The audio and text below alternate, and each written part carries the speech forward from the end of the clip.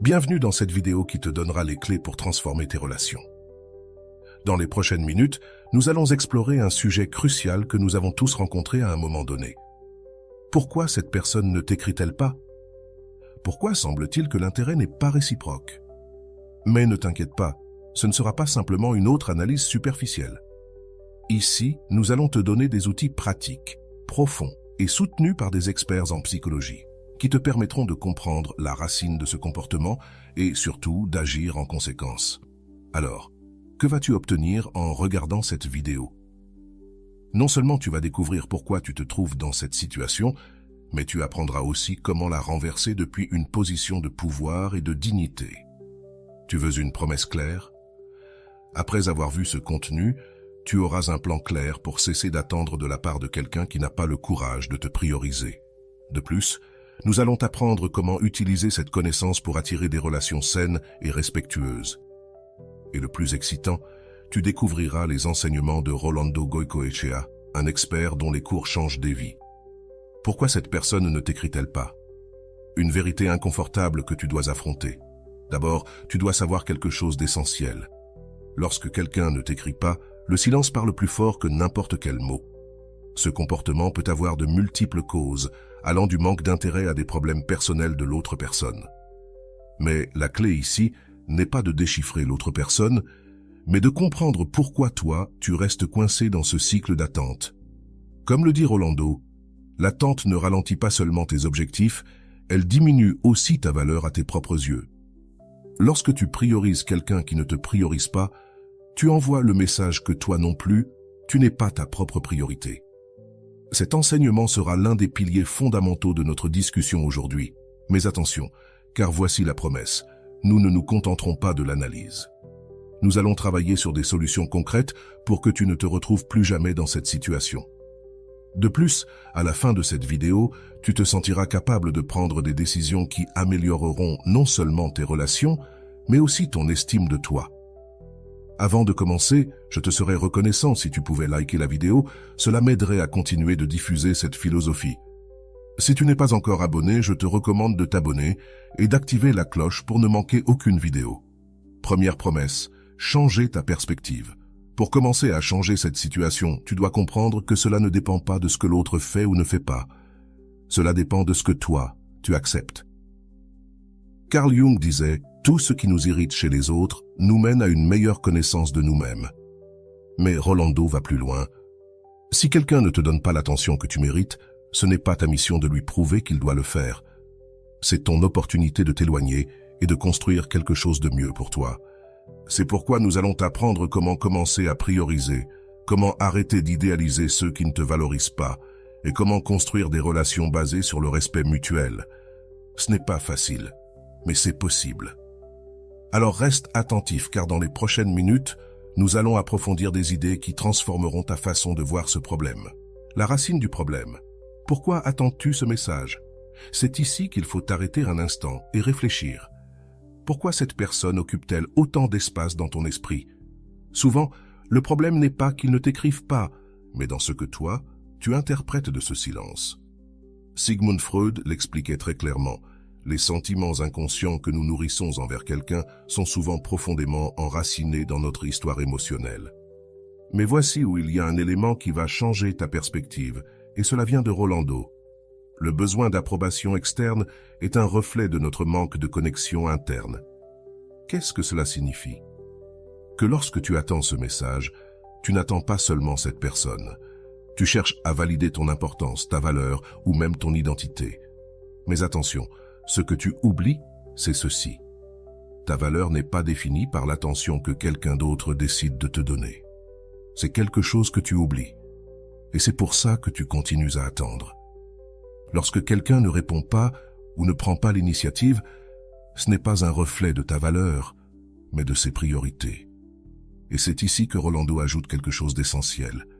Les gens communiquent toujours, même par leur silence. Apprends à interpréter ces signaux et à prendre des décisions qui ne trahissent pas ta dignité. Le cercle de l'idéalisation et de l'auto-tromperie. Il est très probable que tu sois pris dans un cycle d'idéalisation. Qu'est-ce que cela signifie? tu crées une version idéalisée de cette personne, une version qui n'existe probablement pas. Selon Eric Fromm, il dit « Je t'aime parce que j'ai besoin de toi ». L'amour mature dit « J'ai besoin de toi parce que je t'aime ». Mais dans ce cas, il ne s'agit pas d'amour mature, mais d'un besoin de combler des vides émotionnels. Rolando pousse cette idée plus loin en affirmant « L'erreur la plus courante est de croire que celui qui ne te valorise pas changera si tu insistes. » La réalité, c'est que plus tu insistes, plus tu éloignes cette personne et plus tu te fais de mal à toi-même. C'est un point clé que tu dois intérioriser. Il ne s'agit pas de prouver à quelqu'un que tu es précieux, il s'agit de te reconnaître toi-même comme tel. Sois attentif, car voici quelque chose d'important.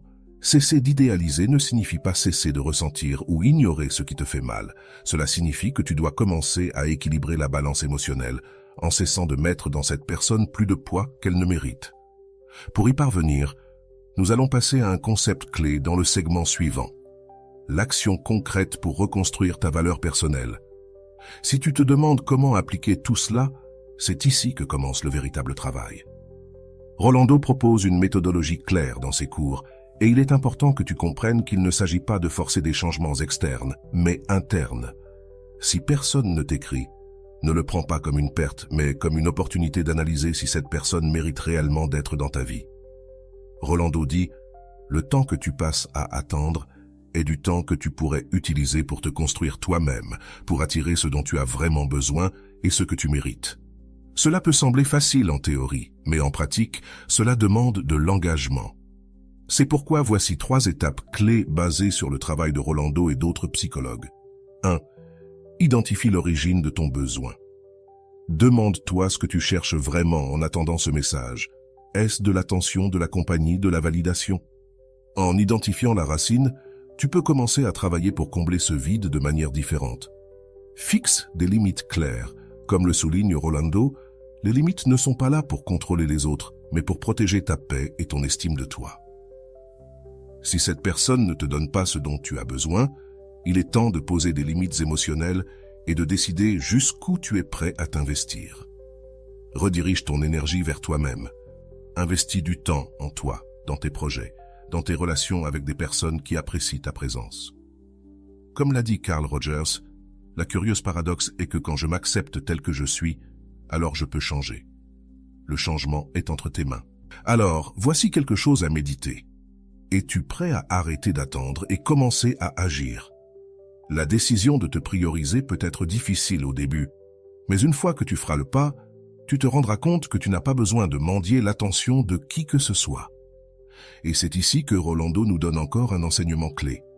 L'amour-propre n'est pas seulement un joli concept, c'est une pratique quotidienne de te choisir, même quand les autres ne le font pas. Reste attentif, car dans la prochaine partie, nous allons approfondir comment ces idées se reflètent dans des histoires réelles. Une personne comme toi a pris ses décisions et a transformé sa vie, et toi aussi tu peux le faire.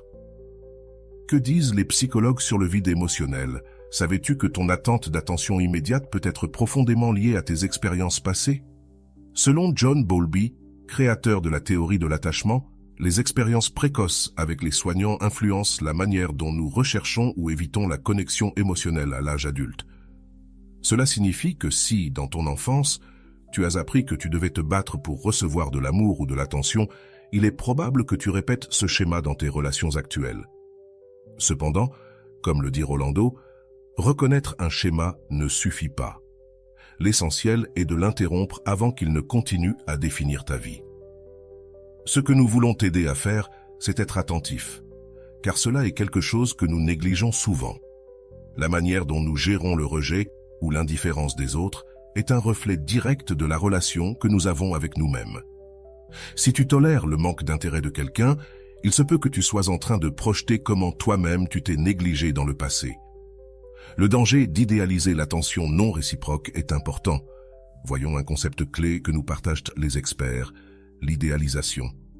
Ce phénomène se produit lorsque tu attribues des qualités à quelqu'un qui n'a réellement pas prouvé qu'il les possédait. Carl Jung disait « Tout ce que nous projetons sur les autres est un reflet de quelque chose que nous devons encore intégrer en nous-mêmes. » Mais c'est ici que Rolando ajoute quelque chose qui le rend beaucoup plus pratique. L'idéalisation est un outil de défense personnelle. Elle nous permet de justifier l'indifférence de quelqu'un et de rester attaché à cette personne parce que nous avons peur de faire face au vide que son absence laisse. Voici la clé.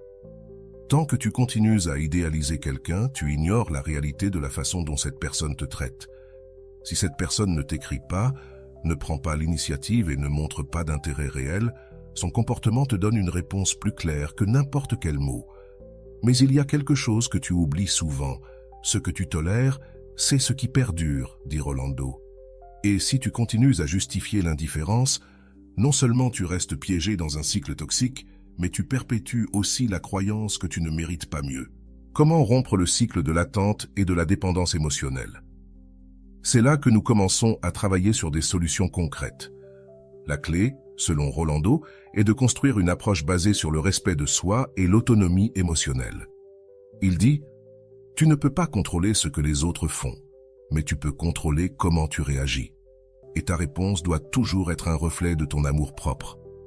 Accepte la situation sans la justifier. » Comme dit Rolando, le silence de quelqu'un n'a pas besoin d'interprétation, c'est ce que c'est.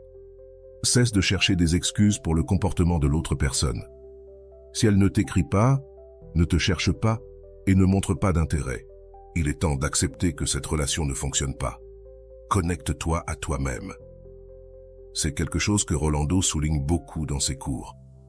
Prends du temps pour comprendre pourquoi tu continues à investir de l'énergie dans quelqu'un qui ne la rend pas. Demande-toi, quelle peur m'empêche de lâcher prise sur cette situation? Quel vide suis-je en train d'essayer de remplir? Redéfinis tes critères. Voici une phrase de Rolando qui peut être un mantra. La personne qui mérite d'être dans ta vie est celle qui te choisit sans que tu aies à le demander. Définis clairement ce que tu attends d'une relation et engage-toi à ne pas accepter moins. Des leçons pratiques à appliquer dans ta vie quotidienne. Voyons un exemple concret. Imagine que tu as envoyé un message à quelqu'un et que tu n'obtiens pas de réponse pendant des jours. L'ancien toi serait peut-être en train de vérifier constamment son téléphone, se demandant ce qu'il a fait de mal. Le nouveau toi, suivant les conseils de Rolando, ferait ce qui suit. Cesse d'attendre activement. Selon Rolando, le temps que tu passes à attendre est du temps que tu ne retrouveras jamais. Utilise-le pour toi. Cela ne signifie pas ignorer tes émotions, mais les rediriger vers des activités qui nourrissent ton estime de toi. Affirme ta valeur. Pratique des affirmations quotidiennes comme « Je mérite l'amour et l'attention authentique et je n'accepterai pas moins ». Ces petites pratiques aident à reprogrammer ton esprit pour cesser de chercher une validation externe. Établis une limite interne. Décide combien de temps et d'énergie tu es prêt à consacrer à cette relation. Si cette personne ne répond pas dans un délai raisonnable, laisse la connexion se dissiper sans essayer de la sauver. Le rôle du développement personnel dans tes relations. Enfin, nous ne pouvons pas ignorer le fait que le travail le plus important est celui que tu fais avec toi-même. Comme dit Rolando, les relations ne sont pas l'endroit où tu trouves ta valeur, elles sont le reflet de combien tu te valorises. Cet enseignement est fondamental car il t'aide à voir que l'amour de soi n'est pas de l'égoïsme, mais la base pour construire des liens sains et réciproques. Alors, sois attentif, car ce n'est pas tout. Dans la prochaine partie, je te raconterai comment quelqu'un a transformé sa vie en appliquant ces leçons.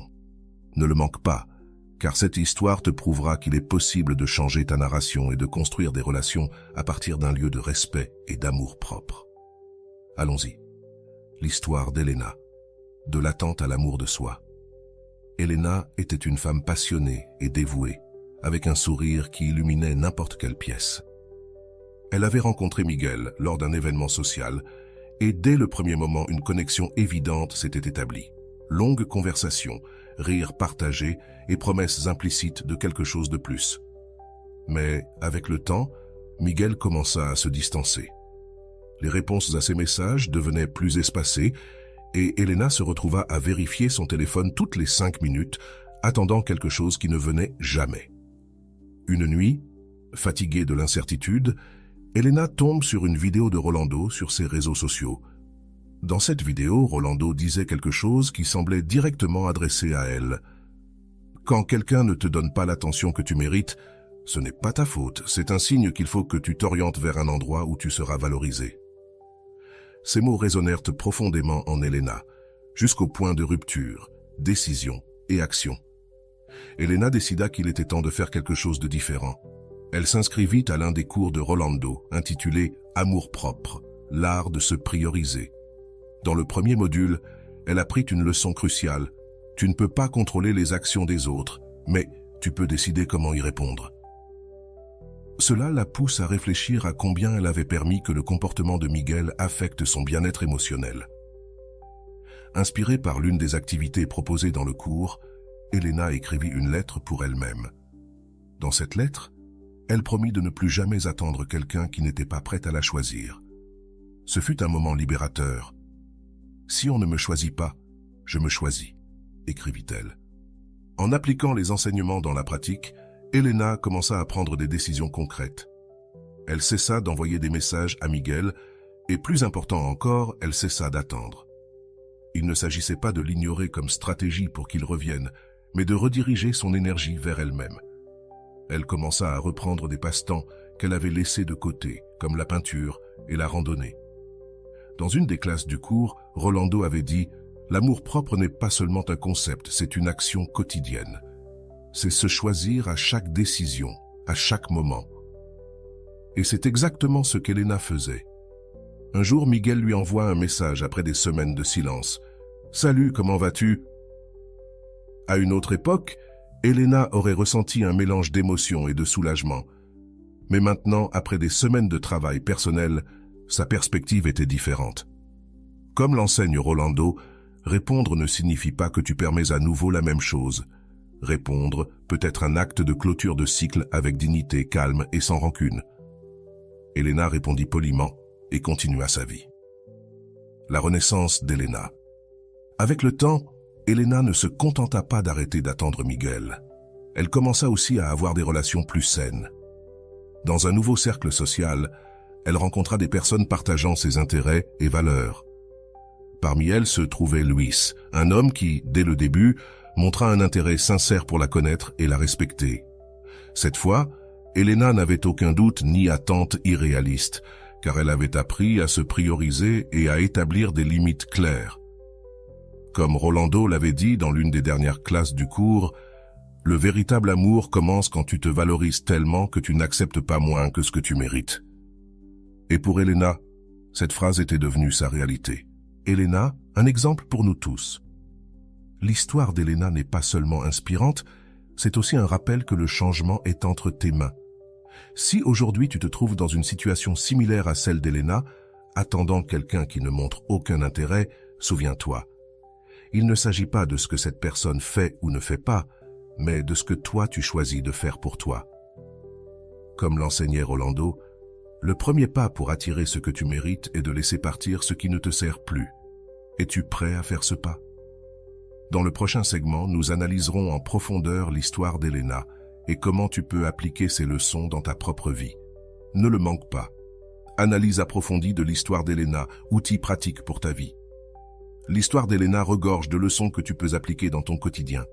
Nous allons analyser chaque point clé de son processus pour que tu puisses reconnaître où tu en es dans ce chemin et quelles étapes concrètes tu peux prendre pour sortir de cette situation d'attente et te transformer. Premier, reconnaître le problème. Lorsque l'attente devient un fardeau émotionnel, Elena commença son voyage en réalisant combien cela l'affectait. Affectant le silence de Miguel. Voici le premier pas pour toute transformation. Accepter qu'il y a un problème. Demande-toi, combien de place cette personne occupe-t-elle dans ton esprit? Quelle est ta véritable humeur pendant que tu attends? Rolando explique, l'attente n'est pas de la patience. C'est une forme de souffrance quand il n'y a pas de réciprocité.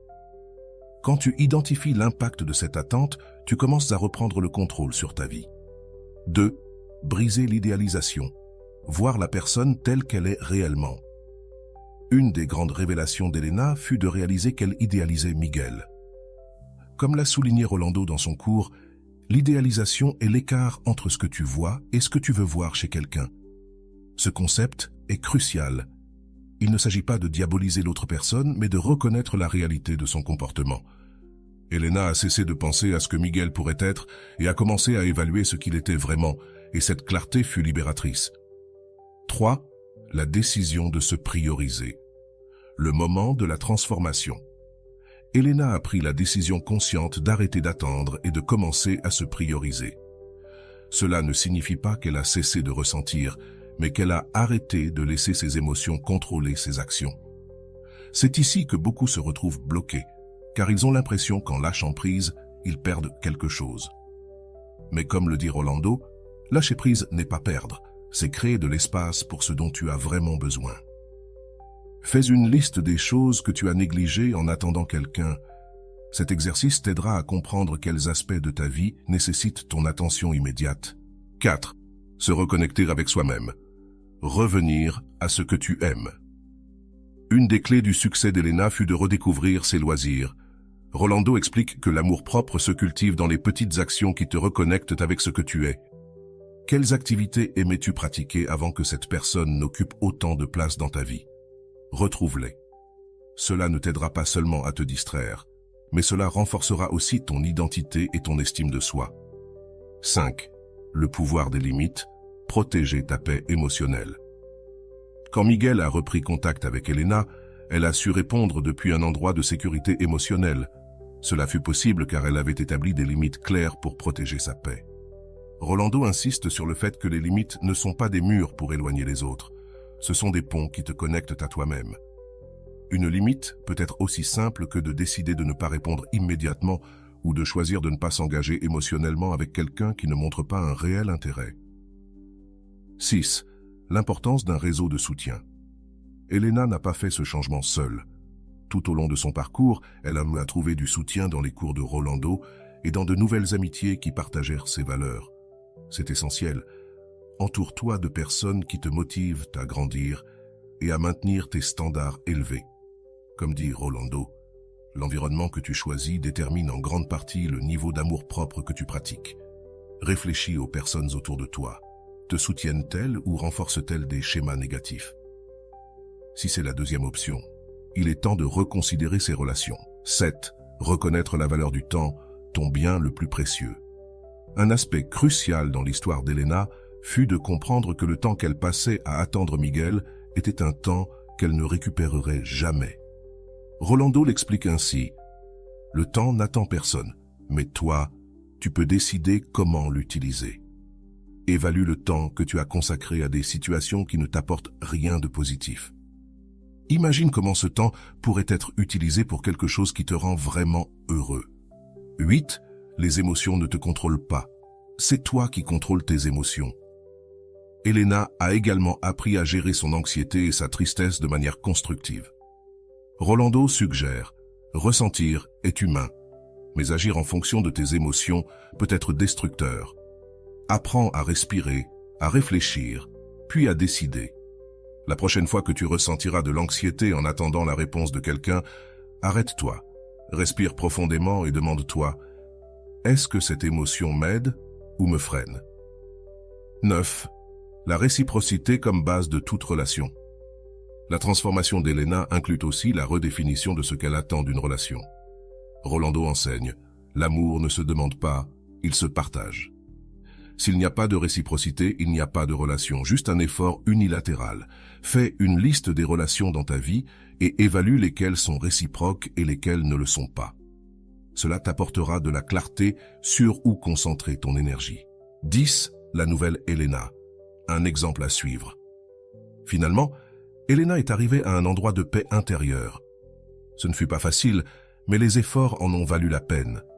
Comme le dit Rolando, l'amour-propre ne garantit pas que tout soit parfait, mais il t'assure que tu ne te contenteras plus jamais de moins que ce que tu mérites. T'es-tu déjà demandé pourquoi tu attends autant? Réfléchissons ensemble. Pourquoi continues-tu à vérifier ton téléphone en attendant ce message qui ne vient jamais? Peut-être, comme le dit Rolando, cherches-tu à combler un vide émotionnel? Réfléchis-y. D'où vient ce besoin d'être validé par quelqu'un qui ne montre pas d'intérêt réel? Écris-le dans les commentaires. Que penses-tu de cela?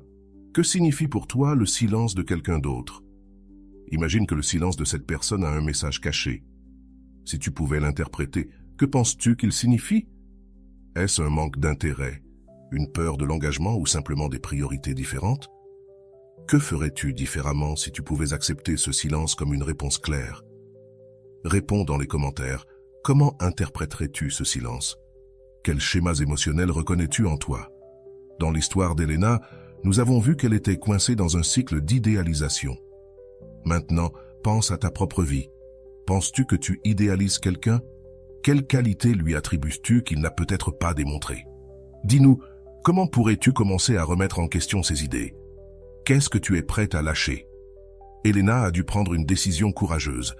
Arrêter d'attendre et lâcher Miguel. Ce n'était pas facile, mais c'était nécessaire. Maintenant, je te pose la question. Quelle situation ou croyance dois-tu lâcher pour commencer à prioriser?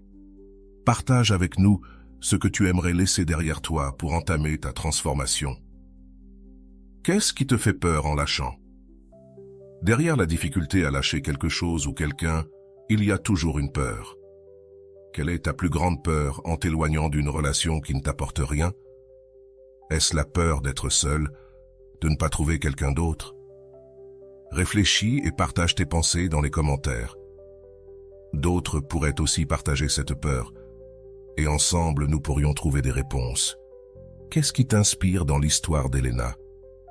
Y a-t-il quelque chose dans son histoire qui résonne en toi? Peut-être le moment où elle a décidé de se prioriser ou le fait qu'elle a réussi à poser des limites claires. Quelles leçons as-tu apprises de son expérience et comment pourrais-tu l'appliquer dans ta propre vie? Dis-nous ta partie préférée de l'histoire dans les commentaires. Comment définis-tu l'amour de soi? Rolando dit que l'amour de soi n'est pas seulement un concept, mais une pratique quotidienne. Comment pratiques-tu l'amour de soi au quotidien? Ou si tu ne le fais pas, comment pourrais-tu commencer? Partage dans les commentaires ta définition de l'amour de soi et une action concrète que tu prendras aujourd'hui pour le cultiver. Quelle relation souhaites-tu attirer? Quand Elena a arrêté d'attendre Miguel, elle a commencé à attirer des relations plus saines et réciproques.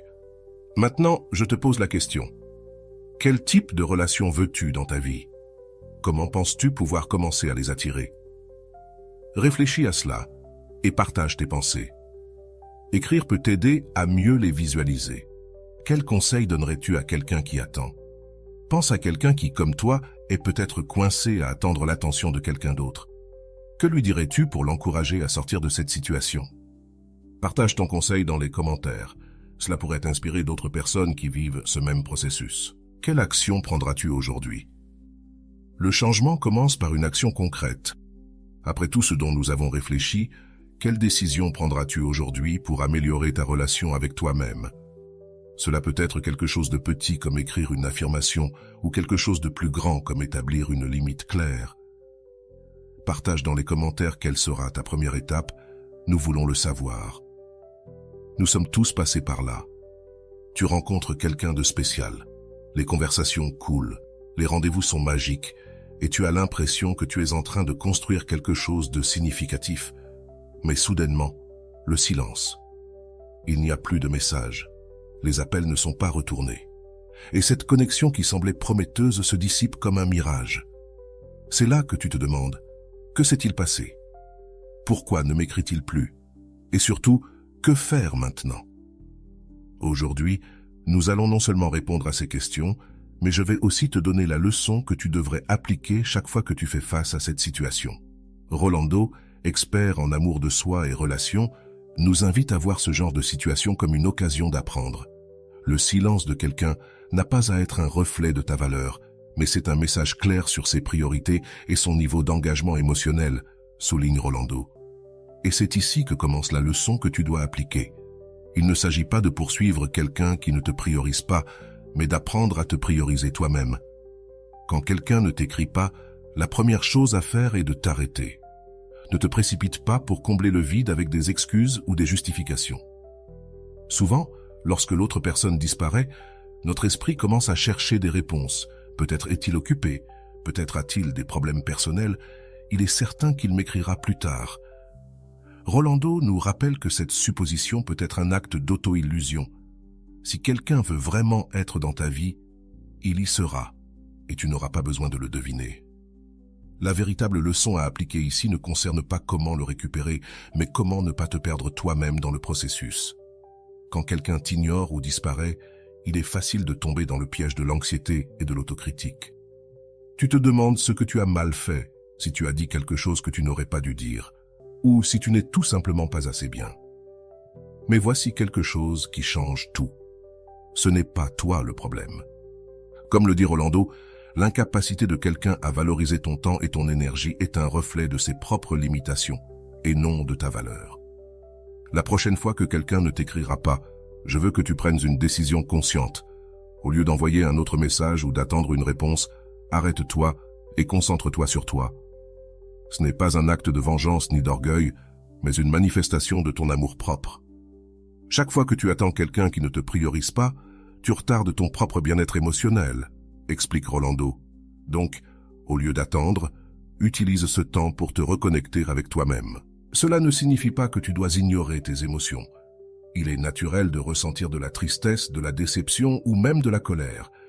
Mais la clé est de ne pas permettre à ces émotions de te contrôler. La douleur de ne pas être réciproque est valide, mais c'est aussi un signe que tu dois rediriger ton énergie vers ceux qui comptent vraiment, c'est-à-dire toi-même, dit Rolando. Au lieu de t'obséder sur ce que l'autre personne fait ou ne fait pas, demande-toi, que puis-je faire pour moi aujourd'hui?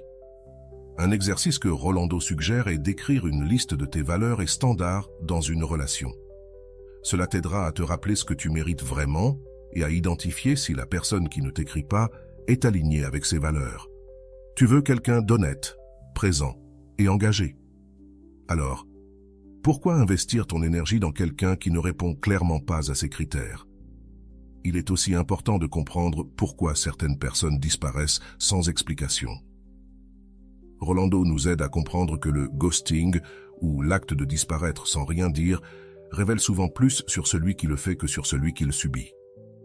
Certaines personnes manquent des outils émotionnels pour avoir des conversations inconfortables, d'autres ne sont tout simplement pas intéressés par quelque chose de sérieux, mais n'ont pas le courage de l'exprimer. Et il y en a qui, par ego, apprécient la validation que leur procure ton attention, mais n'ont pas l'intention de répondre. Mais voici la clé. Peu importe pourquoi quelqu'un t'ignore, ce qui importe, c'est comment tu choisis de réagir. Rolando souligne que ta dignité n'est pas dans le fait qu'on te choisisse ou non, mais dans la manière dont tu choisis de répondre quand on ne te choisit pas. Cela signifie que la véritable leçon à tirer n'est pas pour eux, mais pour toi. En choisissant de ne pas poursuivre quelqu'un qui ne te priorise pas, tu t'envoies à toi-même le message que tu mérites plus. Et que faire si cette personne qui t'a ignoré décide de réapparaître? Rolando conseille d'aborder cette situation avec clarté et fermeté. Il ne s'agit pas de chercher à te venger ou de leur faire payer leur absence, mais d'établir des limites claires. Tu peux dire quelque chose comme « J'apprécie l'honnêteté et la constance dans une relation.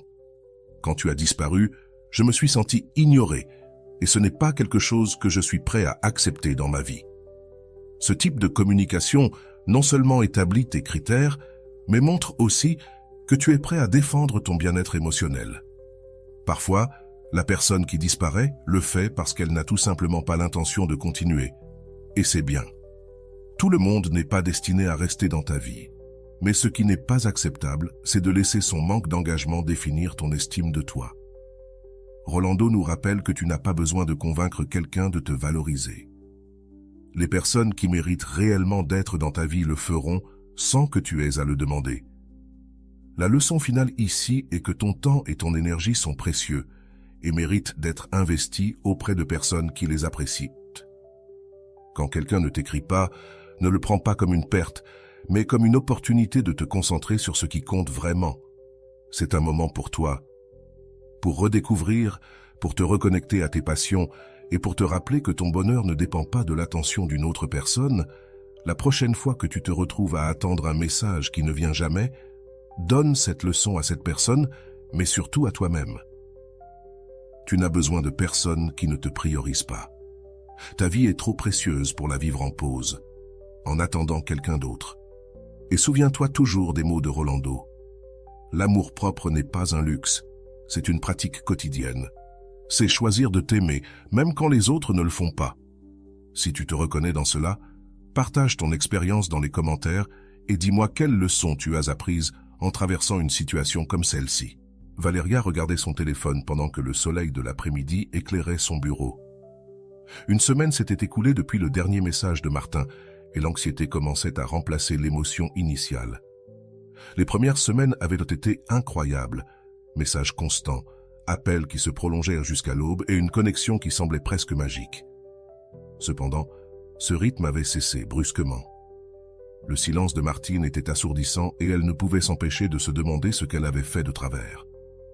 Cet après-midi-là, Valeria décide de ne pas se laisser piéger par l'incertitude. Elle se rappela quelque chose qu'elle avait entendu dans une vidéo de Rolando. Le silence de quelqu'un n'est pas un reflet de ta valeur, mais de ses priorités. Inspirée par ces mots, elle ferma son téléphone et sortit se promener pour vider son esprit. Malgré ses efforts, les questions continuaient de tourner dans sa tête. Est-ce qu'il passait du temps avec quelqu'un d'autre? Avait-elle fait quelque chose qui l'avait gêné ou avait-il simplement perdu intérêt? Martine était apparue dans sa vie de manière inattendue, dans une galerie d'art qu'elle fréquentait les week-ends. Ils avaient parlé des œuvres exposées, mais bientôt la conversation dériva vers des sujets plus personnels. Ils partageaient des intérêts en musique, en littérature, et, à la grande surprise de Valeria, même une fascination pour l'astronomie. Leur premier rendez-vous fut une promenade sous les étoiles, et Valeria croyait avoir trouvé quelqu'un avec qui elle pourrait enfin partager son monde. Maintenant, le silence de Martine semblait une trahison de ce début prometteur. Valeria était partagée entre l'envie d'envoyer un message de plus ou simplement accepter qu'il ait disparu. Elle se sentait tiraillée entre le besoin de comprendre et le désir de ne pas paraître trop dépendante, mais elle se rappela un autre conseil de Rolando: ne poursuis pas celui qui ne te priorise pas. Au travail, une notification interrompit ses pensées. C'était un message de Martin. « Salut Valeria, désolé d'avoir disparu, j'ai été très occupé. » Il n'y avait ni excuses élaborées, ni explications sincères, juste une ligne qui semblait vouloir faire comme si rien ne s'était passé. Valeria ressentit un mélange de soulagement et de colère. Au moins, elle savait maintenant qu'il allait bien, mais son manque de communication avait clairement montré que ses priorités ne correspondaient pas aux siennes. Elle décida de ne pas répondre immédiatement. À la place, elle écrit dans son journal, traitant ses émotions avant d'agir impulsivement. Elle savait qu'elle avait deux options: ignorer son message ou répondre avec clarté et fermeté. Valeria choisit la deuxième option, décidée à exprimer ce qu'elle ressentait sans perdre sa dignité. Sa réponse fut brève mais directe. « Salut Martin, je comprends que tu sois occupé, mais ton manque de communication m'a fait me sentir ignoré, et ce n'est pas quelque chose que je peux accepter dans une relation. Je préfère établir des connexions où l'honnêteté et le respect sont fondamentaux. » Martin mit un jour à répondre. Quand il le fit, il écrivit un long message dans lequel il expliquait qu'il avait eu beaucoup de choses en tête et qu'il ne savait pas comment gérer cela. Il promettait d'être plus cohérent et demandait une seconde chance. Cependant, pour Valeria, ces mots n'étaient plus suffisants. Elle se rappela quelque chose qu'elle avait récemment appris. Les actions pèsent toujours plus que les promesses. Elle a remercié pour ses excuses, mais a clairement indiqué qu'elle n'était pas intéressée à reprendre la relation dans les jours qui ont suivi. Valeria a ressenti un étrange mélange d'émotions. Elle avait fermé cette porte fermement, mais savait aussi qu'il n'était pas facile de lâcher les attentes qu'elle avait construites avec Martin. Elle s'est appuyée sur ses amis, qui l'ont encouragée à aller de l'avant, et a repris ses cours de yoga et ses promenades en soirée. Peu à peu, elle a senti qu'elle reprenait le contrôle de sa vie et de ses émotions. Un mois plus tard, Valeria a reçu un message inattendu d'une amie. « Tu savais que Martin sort avec quelqu'un d'autre ? Je l'ai vu sur Instagram. » Bien qu'au début elle ait ressenti un pincement de douleur, elle se rappela que le silence de Martin avait été sa réponse. Elle avait pris la décision consciente de ne pas permettre qu'on la traite de cette manière, et maintenant elle vivait la conséquence de cet acte d'amour propre. Valeria a commencé à réfléchir sur tout ce qu'elle avait appris à travers cette expérience. Le ghosting de Martine, bien que douloureux, lui avait enseigné une leçon précieuse. Elle n'avait pas besoin de s'accrocher à des personnes qui ne la valorisaient pas. Elle avait appris à établir des limites claires et à se prioriser, même si cela signifiait laisser partir quelque chose qui semblait prometteur au début. Son histoire ne s'est pas arrêtée là. Inspirée par son expérience, Valeria a décidé d'écrire sur le sujet sur son blog personnel. Elle voulait que d'autres femmes ayant vécu une expérience similaire sachent qu'elles n'étaient pas seules et que le ghosting, bien que douloureux, pouvait être une opportunité de réaffirmer leurs valeurs. Son article a reçu de nombreux commentaires de personnes qui ont partagé leurs propres expériences, la remerciant de leur avoir donné une nouvelle perspective. Un après-midi, en consultant les commentaires sur son blog, Valeria a remarqué un message de Martin. Il était court et disait « J'ai lu ce que tu as écrit. Je pense que tu as raison sur tout. Désolé de ne pas t'avoir su te valoriser. » Valeria a souri en le lisant, mais n'a pas ressenti le besoin de répondre. Elle avait tourné cette page de sa vie et il n'y avait plus rien à dire. Dans les mois qui ont suivi, Valeria a rencontré quelqu'un de nouveau. Cette fois, elle s'est assurée de ne pas idéaliser ni précipiter les choses. Elle a rappelé toutes les leçons qu'elle avait apprises avec Martin et les a appliquées à elle-même et à sa nouvelle relation. Elle a découvert que le véritable amour ne nécessite pas de poursuite ni de tests constants, mais une connexion honnête et réciproque. L'expérience avec Martin n'avait pas été un échec, mais un pas de plus vers des relations plus saines. Valeria savait qu'elle ne pouvait pas contrôler comment les autres agissaient, mais elle pouvait contrôler comment elle réagissait. Finalement, la leçon qu'elle a donnée à Martin ne fut pas par des mots, mais par des actes. Aller de l'avant avec dignité et amour-propre. Ainsi, Valeria est devenue un exemple vivant de ce que signifie se prioriser, inspirant ceux qui l'entouraient à en faire de même. Dans chaque nouvelle relation, elle emportait avec elle la certitude qu'elle méritait le meilleur et que jamais plus elle ne permettrait que le silence de quelqu'un définisse sa valeur. Qu'en penses-tu? Lorsque quelqu'un disparaît de ta vie sans explication, as-tu l'impression que le problème vient de toi? Réfléchissons ensemble. Est-il juste de porter la culpabilité pour quelque chose que tu ne contrôles pas? Comme nous l'avons vu dans l'histoire de Valeria, le ghosting n'a rien à voir avec ta valeur en tant que personne, mais avec l'incapacité de l'autre à affronter ses émotions. Que penses-tu que tu pourrais faire pour te rappeler cela la prochaine fois que tu te retrouves dans une situation similaire? Maintenant, si tu as vécu quelque chose de similaire, as-tu remarqué quelles émotions le ghosting éveille en toi? Peut-être ressens-tu de la tristesse, de la colère ou même de la frustration. Mais arrête-toi un instant et réfléchis. Comment gères-tu ces émotions?